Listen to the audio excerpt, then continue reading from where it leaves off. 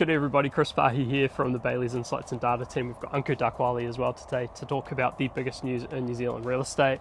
Now we're not obviously at Bayleys HQ today, so whereabouts are we, Ankur? Yeah, so we are at Paddison Farm up in Warkworth. This is a 55.27 hectares of future urban and rural mixed zonings land. It's strategically located at the termination of Matakana Link Road and Warkworth Golf Club. Now, it is one of the last scaled residential developments described in the Auckland Council's future urban land supply strategy. And to learn more about this property, please get in touch with Henry Napier, Chris Blair, and Marty van Barneveld from the Bayleys Warkworth office. So getting into the news, first off, we've got a massive auction result for Bayleys Remuera.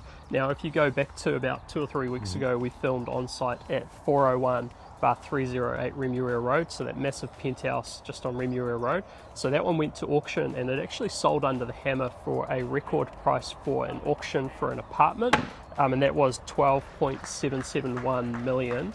Under the hammer, so that was a massive result there. The prior record was 9.9 million, held for a property that sold in March 2021. So well done to the vendor, Robert Ashton and Jenny Keck from Bayleys Remuera, and to Connor Paddon for calling that auction.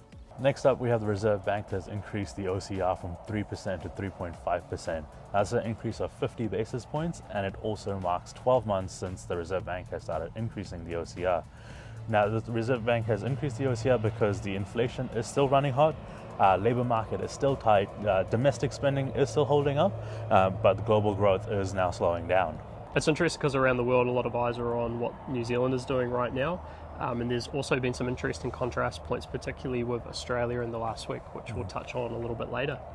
Next up, we've got Precinct Properties, who had a couple of announcements around central Auckland over the last week. So first off, they've done a big transaction with Becca, who's agreed to lease around 14,000 square metres of office space in the Wynyard Quarter Innovation Precinct. And so those buildings are under construction at the moment, and Becca will go in at about 2025. The second thing is that they've announced that they are the preferred development partner for Ekapanuku's redevelopment of the downtown car park in central Auckland. And so they'll actually be partnering with Ngāti Whātua or Ōrākei around design, cultural elements and the commercial aspects of the transaction. So yeah, some good work by Precinct over the last week. Now, Bayleys Commercial have also launched their Total Property 7 magazine. This features about 69 commercial properties from around New Zealand that are for sale. This includes offices, industrial accommodation and development land, and it even has an Old West frontier town. The articles include Rental Revolution, which takes a deep dive into the build-to-rent sector, and a big shout out to Eos Lee from our team who did the data analysis behind it. There's also Enhance Your Investment, which is introducing the Bayleys Building Surveying team, headed up by David Guy. And the sales snapshot in the TP7 magazine also has a couple of very large sales, including the Chateau Marlborough in Blenheim, which is an 80-room hotel of 4.5 to 5 stars. It was sold as a freehold going concern, and it was sold for 29.8 million to an overseas purchaser. Now, big congrats to Jill Island and Wayne Keane from Bayleys Commercial. We also had Ferncliff Farm selling in Tauriko. This was 95.3 hectares of greenfield land with a potential of about 1,000 lots. This was sold for 70.4 million and was sold by Mark Walton, Simon Maxwell and Ryan Johnson from the commercial team. So within the latest total property, we've got the Mellons Folly Ranch, which Ankur referred to earlier. So that's the Old West frontier town, complete replica. Pretty amazing property and something a little bit different, a little bit wild west. So great to see that one in the latest total property as well.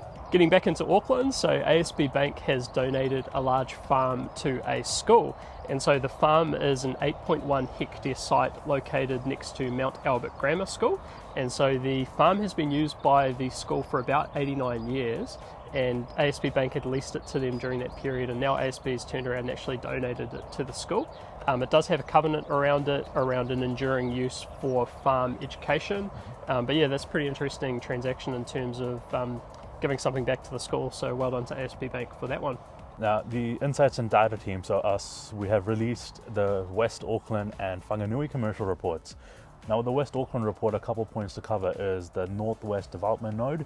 The demand for commercial and industrial land is expected to continue, and we're noticing some headwinds for the residential development land in the face of a calming market. Now, in the Whanganui report, we cover the quake-strengthened buildings, which with a high NBS rating that are preferred by occupiers and investors. Next up, going offshore, we've got the Reserve Bank of Australia, who has increased their cash rate. So they've taken a slightly more conservative approach than what we're seeing in New Zealand by increasing the cash rate by 25 basis points, which was interesting because in New Zealand we just had it increased by 50 basis points. So they've increased the cash rate from 2.35% to 2.6%. They're expecting inflation to peak at about 7.75% over the next couple of months, against their target of 2 to 3%. So elevated, but they are expecting it to subside relatively quickly. Now this is quite interesting because they've taken the approach of being quite conservative about the rate increases because they also don't want to create their own problems around deflating asset values or anything like that.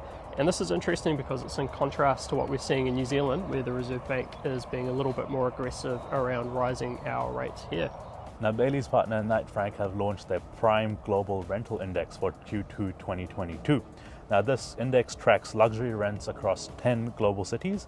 Now, it shows that the prime global rents have peaked globally in Q1 22. New York has the highest annual growth rate at about 39%, London is at 27%, and Singapore is at 15.8%. Auckland rents have actually come down 1.6% annually, and this is just because there's more listings, so people have more choice. It's quite interesting because it's obviously right at the top tier of the market. But it's quite curious to see what's happening around the world. You know, in the big cities like New York, we're starting to see people return to the cities, which is pushing rents up. So you're getting quite a different range of dynamics in play. But yeah, good work by the Knight Frank team on that. Was real interesting. Finally, we've got our property of the week, and so I'll kick off this week. Bayleys listing for 541 and 545 Innes Road in Christchurch. Now this is pretty interesting, 73 residential units on 9,060 square metres of land. It's returning around $700,000 per annum net with 100% occupancy. Potential for redevelopment or expansion, and if you want to learn more about this one, contact Angela Webb or William Wallace from Bayleys Christchurch. Now, my property of the week this week is the property we're standing on right now, and it is Paddison Farm in Warkworth. Now, this is located about 2 minutes out of Warkworth Town Centre, and it is also really great to come up here, especially once the NX2 is complete. You'll be able to shoot up here from Auckland in no time. Now, to learn more about Paddison Farm, please get in touch with Henry Napier, Chris Blair, or Marty van Banneveld from the Bayleys Warkworth office. Yeah, this is a cool property, so massive thanks to the vendor and to the Bayleys team for getting us on site to have a snoop around. With that said, we'll wrap it up here, so thanks very much for watching. Thanks, Ankur. Thanks, Chris. And I'll see you next time. See ya. See ya.